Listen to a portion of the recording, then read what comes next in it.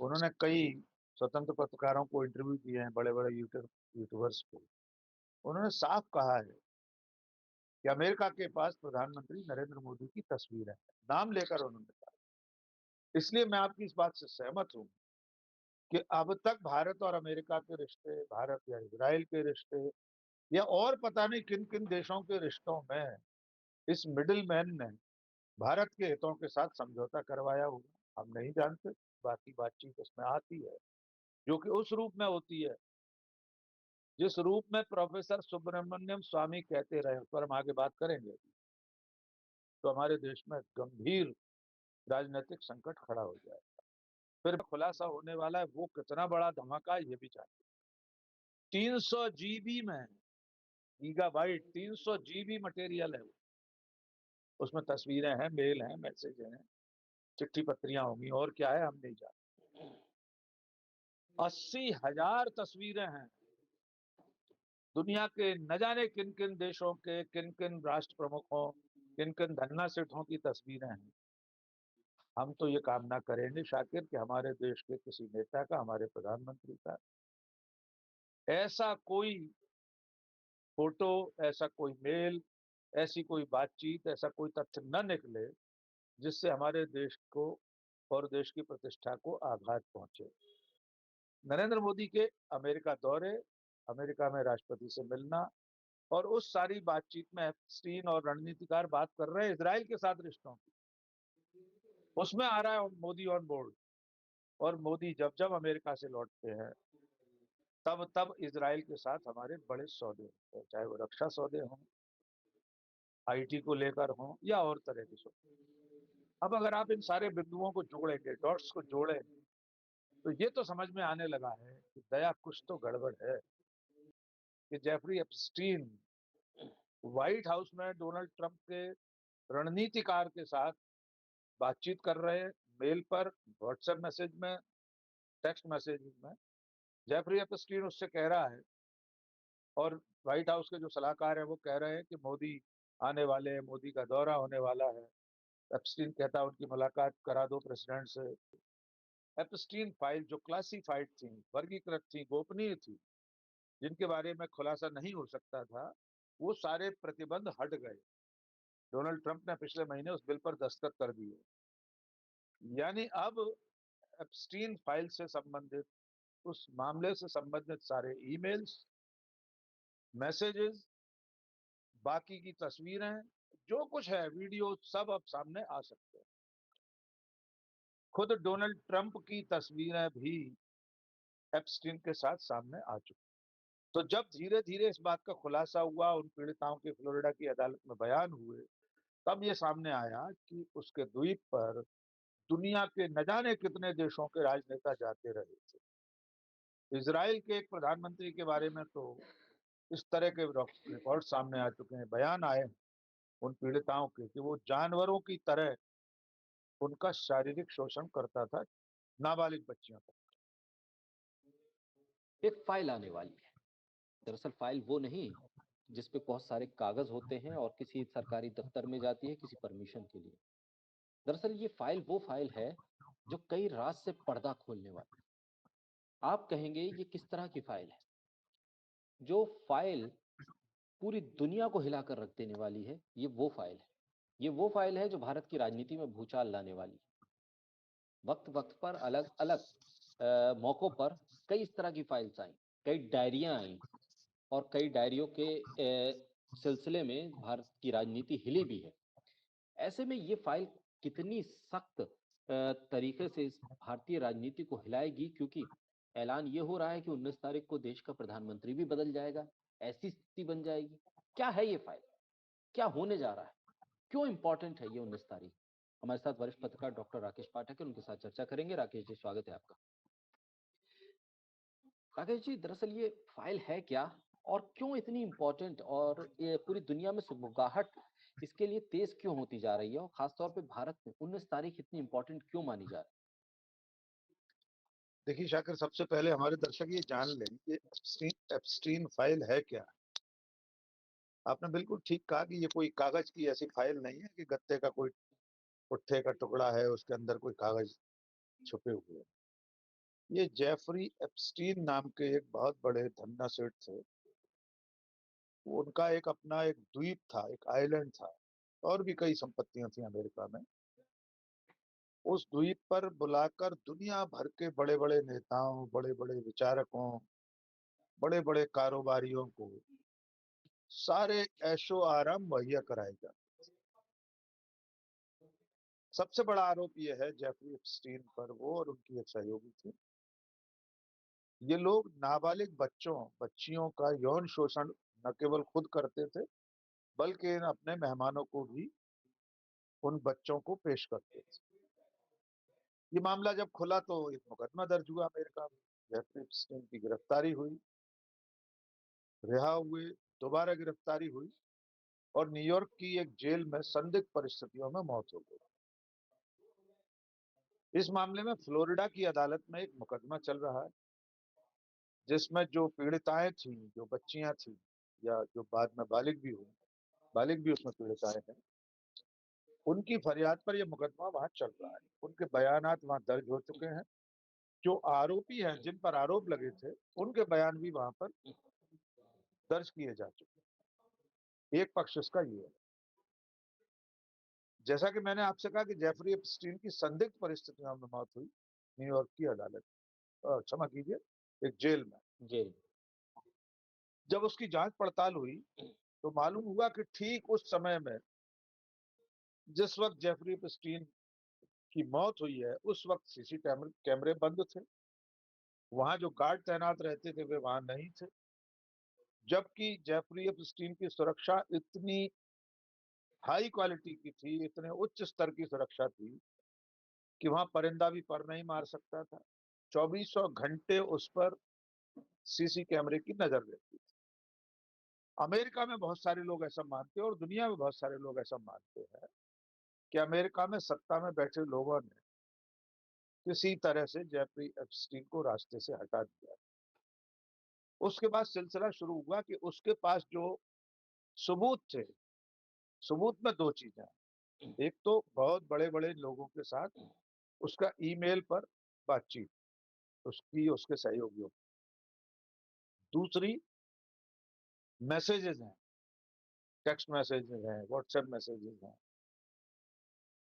और सबसे बड़ी चीज है तस्वीरें। जो लोग भी वहां जाते थे, बिल क्लिंटन वहां गए,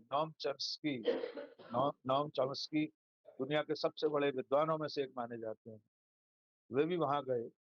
बिल गेट्स भी वहां गए। यद्यपि नॉम चॉम्स्की का कहना यह है कि उन्होंने अपना पक्ष रखा है कि वे बैंकिंग के लिए, इन्वेस्टमेंट के लिए एप्स्टीन से बात कर रहे थे।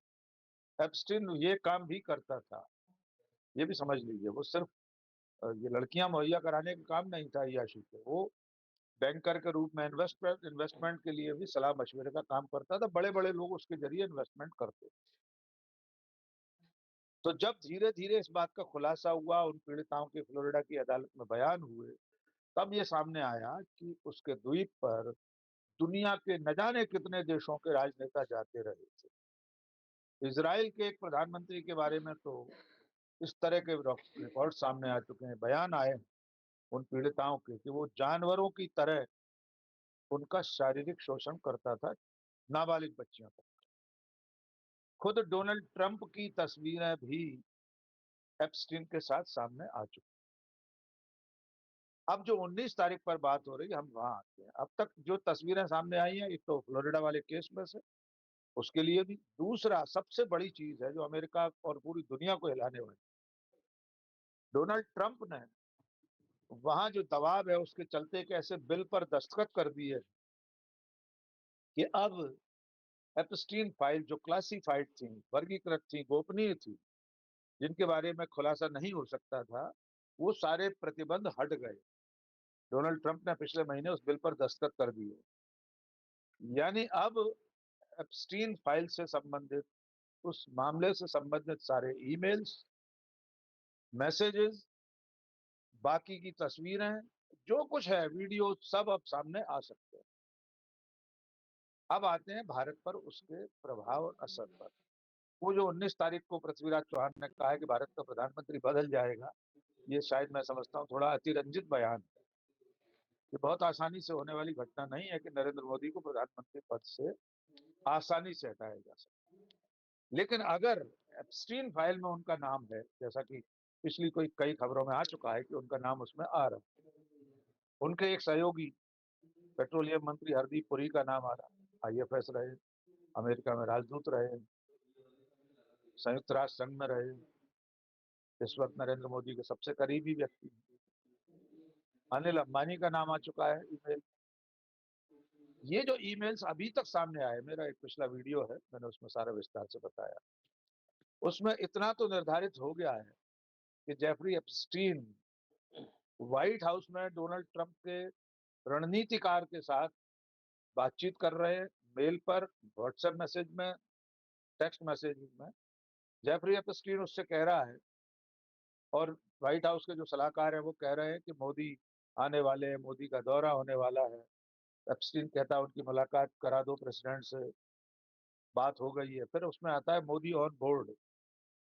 मुहावरे में उसका आशय ये है कि आपने जो कहा था उसके लिए मोदी तैयार। नरेंद्र मोदी को अमेरिका जाकर वहां का जो भारतीय समुदाय है उसे प्रभावित करने के लिए, ताकि डोनाल्ड ट्रंप के फेवर में मतदान करें वे, उसकी सारी बात चल रही है। इतना तो स्थापित हो गया है कि जेफरी एप्स्टीन व्हाइट हाउस के रणनीतिकार के बीच में जो बातचीत हो रही है उसमें मोदी का नाम है। दूसरा जो तथ्य स्थापित हो चुका है वो ये है कि एप्स्टीन से मिलने वालों की जो अपॉइंटमेंट की जो लिस्ट है उसमें 5 बार हरदीप पुरी का नाम आया। अब इसमें एक चीज और जोड़ना है, नरेंद्र मोदी के अमेरिका दौरे, अमेरिका में राष्ट्रपति से मिलना, और उस सारी बातचीत में एप्स्टीन और रणनीतिकार बात कर रहे हैं इजराइल के साथ रिश्तों की, उसमें आ रहा है मोदी ऑन बोर्ड। और मोदी जब जब अमेरिका से लौटते हैं तब तब इजराइल के साथ हमारे बड़े सौदे होते हैं, चाहे वो रक्षा सौदे हों, आईटी को लेकर हों, या और तरह के सौदे।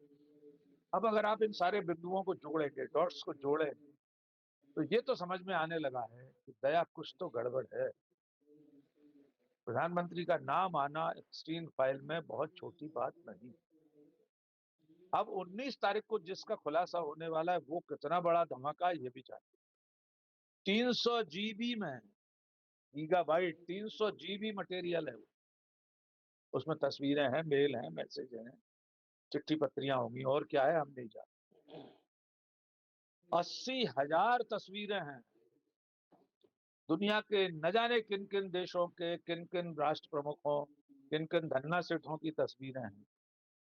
हम तो ये कामना करेंगे शाकिर कि हमारे देश के किसी नेता का, हमारे प्रधानमंत्री का ऐसा कोई फोटो, ऐसा कोई मेल, ऐसी कोई बातचीत, ऐसा कोई तथ्य न निकले जिससे हमारे देश को और देश की प्रतिष्ठा को आघात पहुंचे। लेकिन अगर नरेंद्र मोदी का नाम, उनसे जुड़ी हुई बाकी बातचीत उसमें आती है, जो कि उस रूप में होती है जिस रूप में प्रोफेसर सुब्रमण्यम स्वामी कहते रहे, उस पर हम आगे बात करेंगे, तो हमारे देश में गंभीर राजनीतिक संकट खड़ा हो जाएगा। फिर बीजेपी और सरकार के लिए फेस सेविंग, मुंह छिपाना मुश्किल होगा अगर एप्स्टीन फाइल में नरेंद्र मोदी का नाम उस रूप में आया जिस रूप में जी। उन्हीं की पार्टी के सांसद कहते रहे। जी। राकेश जी, तो क्या ये जेफरी एक मिडिलमैन थे, और मिडिलमैन की हैसियत से इजराइल के साथ क्या कॉन्ट्रैक्ट होना है, अमेरिका के साथ कब कैसे मुलाकात होनी है और क्या माहौल बनना है, ये तय किया जा रहा था? क्या इस सब के बीच जेफरी और भारत सरकार का डेलीगेशन और अमेरिका के रणनीतिकार मिलकर ये तय कर रहे थे कि कैसे इजराइल के साथ समझौते होंगे? लेकिन क्या ये तय नहीं हो पा रहा था कि अमेरिका टैरिफ लगाएगा या नहीं लगाएगा?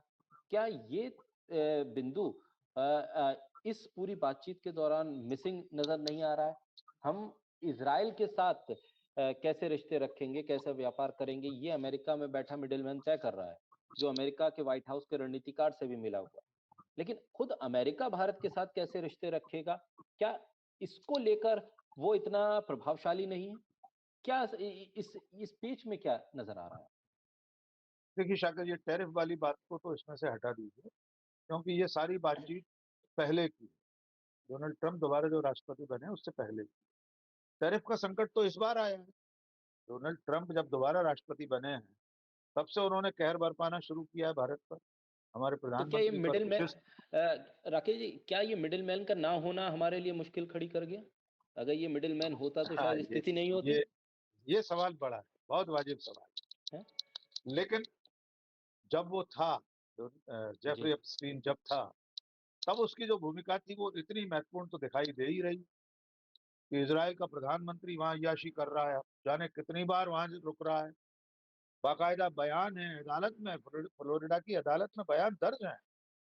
और वहां के लिए भी ये आदेश निर्देश हो चुका है कि जो बयान अब तक क्लासिफाइड थे कि कोर्ट में दिए गए, पीड़िताओं ने वहां बयान दिए हैं, आरोपी जो हैं जिन पर ये आरोप लगाए कि उन्होंने यौन शोषण किया, उनके बयानों और पीड़िताओं के बयानों को भी सार्वजनिक करने की अनुमति मिल चुकी है।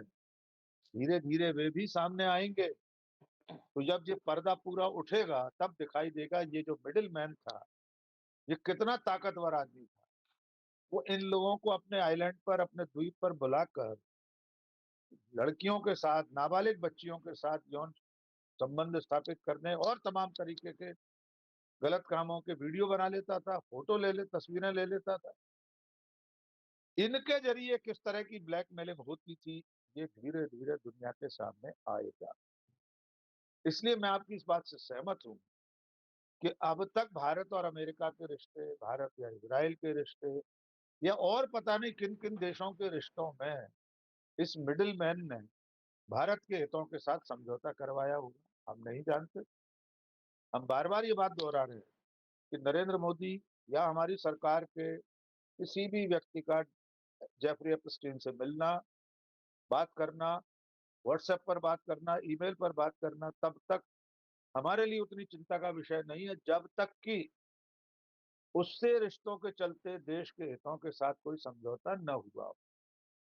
ठीक। अगर कहीं ऐसा हुआ कि उस मिडिलमैन के कहने से, उसके ब्लैकमेल करने से किसी ने भी XYZ, हम किसी का नाम नहीं ले रहे, किसी ने भी देश की जरूरतों के से अलग हटकर कोई समझौता किया हो, कोई औने पौने दाम पर टेक्नोलॉजी खरीदी हो, हथियार खरीदे हो, और कोई आयात निर्यात की पॉलिसी बनाई हो, बिगाड़ी हो, बदली हो, तो ये देश के साथ गद्दारी है।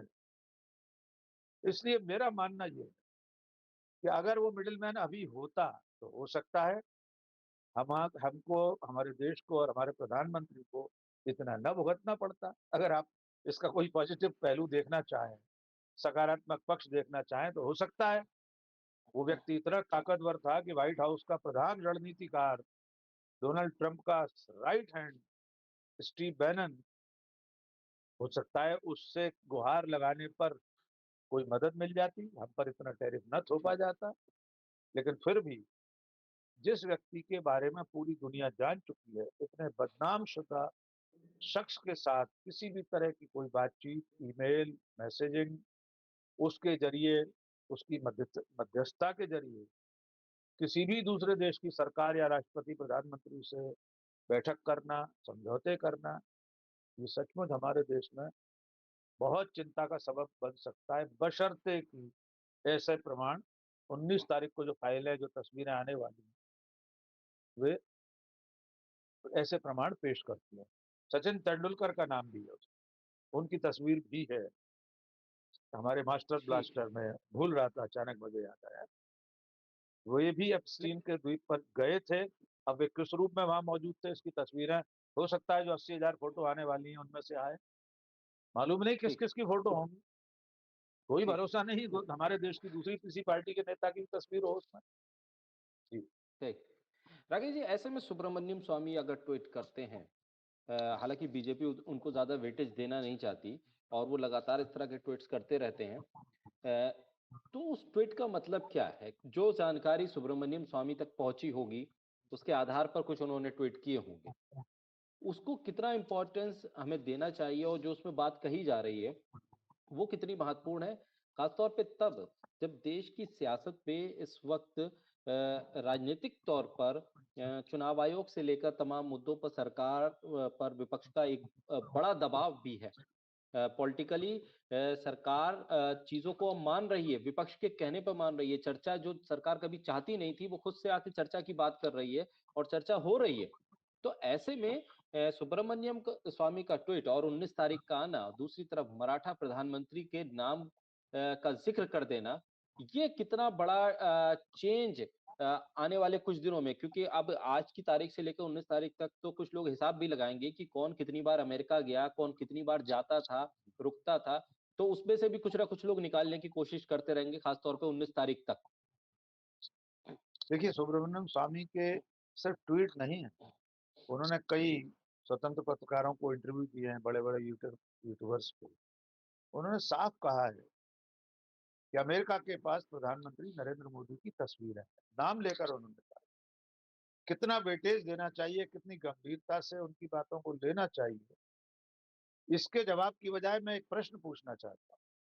क्या सुब्रमण्यम स्वामी ने यही बात राहुल गांधी के लिए कही होती तो वेटेज नहीं देता ये देश? अगर सुब्रमण्यम स्वामी ने कांग्रेस के किसी भी नेता के बारे में ये कहा होता कि उसकी तस्वीरें हैं एप्स्टीन फाइल में, उसका नाम है, या कुछ भी, जो कुछ उन्होंने नरेंद्र मोदी के लिए कहा है, या गुजरात के मुख्यमंत्री रहते हुए उनके जो बातें हैं उस बारे में सुब्रमण्यम स्वामी ने जो कहा है, चीन को लेकर, चीन की यात्राओं को लेकर कहा, क्या ये सारे सवाल, ये सारे आरोप स्वामी ने किसी दूसरे नेता पर लगाए होते तो इस देश में इतनी ही शांति छाई होती? या ये सरकार इसी तरह हाथ पर हाथ रखे बैठी होती? निश्चित तौर पर ऐसा नहीं होता। तब धरती आसमान एक हो जाते, मुख्यधारा का मीडिया डिबेट कर रहा होता, आसमान सिर पर उठा लेता कि कांग्रेस के या XYZ पार्टी के फला नेता का नाम है एप्स्टीन फाइल, तस्वीरें हैं, और सुब्रमण्यम स्वामी के बयान को ही आधार बनाकर बहसा हो रही। अब चूंकि वे नरेंद्र मोदी का नाम ले रहा है, इसलिए सब तरफ सन्नाटा पसरा हुआ। मेरा ऐसा मानना है कि सुब्रमण्यम स्वामी कितना भी राजनीतिक रूप से इस वक्त हाशिए पर हों, लेकिन वे अंतर्राष्ट्रीय स्तर के विद्वान हैं, प्रोफेसर रहे हैं अमेरिका में बड़े-बड़े विश्वविद्यालयों में, उनके संपर्क हैं पूरी दुनिया में। अपने देश में, हमारे अपने देश में मंत्री रहे केंद्र में। उनकी सूचनाओं को, उनकी जानकारियों को एकदम खारिज नहीं किया जा सकता। मेरा स्पष्ट मानना ये है कि सरकार को अपने स्तर पर इन बातों का जवाब देना चाहिए, गलत है तो खंडन करना चाहिए। आज तक सरकार के किसी नुमाइंदे ने, पीएमओ ने प्रोफेसर स्वामी के एक भी बयान का खंडन क्यों नहीं किया? एक संस्कृत में कहा जाता है, मौन स्वीकृति लक्षणम। मौन रहना स्वीकृति का लक्षण होता है। तो क्या ये मान लें कि सरकार ऐसा मानकर चल रही है कि प्रोफेसर स्वामी जो कह रहे हैं वो सही कह रहे हैं? अब भी मेरा मानना ये है कि सरकार को इस स्थिति में अगर 19 तारीख को कुछ और खुलासे होते हैं तो स्पष्ट रूप से अपनी बात कहना चाहिए, सामने आना चाहिए, बताना चाहिए कि ये सहज मेल हैं, सहज व्हाट्सएप मैसेजेस हैं, टेक्स्ट मैसेजेस हैं, या कोई तस्वीर भी है तो एक सामान्य सौजन्य मुलाकात की है, हो सकती है, इसमें किसी को ऐतराज नहीं। हरदीप पुरी अमेरिका में रहे हैं बहुत साल, संयुक्त राष्ट्र संघ में भारत के स्थायी राजदूत रहे, अमेरिका में भारत के राजदूत रहे। वहाँ जो पार्टियां होती थी, गेट टुगेदर होते हैं हर देश में, राजधानियों में, और न्यूयॉर्क तो संयुक्त राष्ट्र संघ का मुख्यालय है, राजदूत लोग जाते ही रहते, और सामान्य प्रोटोकॉल, वहां तक कोई आपत्ति नहीं। लेकिन उसके पीछे अगर कुछ ऐसा है तो उसकी तो जांच होनी चाहिए, सरकार को जवाब देना चाहिए। मराठा प्रधानमंत्री की बात से अपनी बात को हम खत्म करेंगे। मुझे ऐसा जी, लगता है कि ये थोड़ी सी कपोल कल्पना है।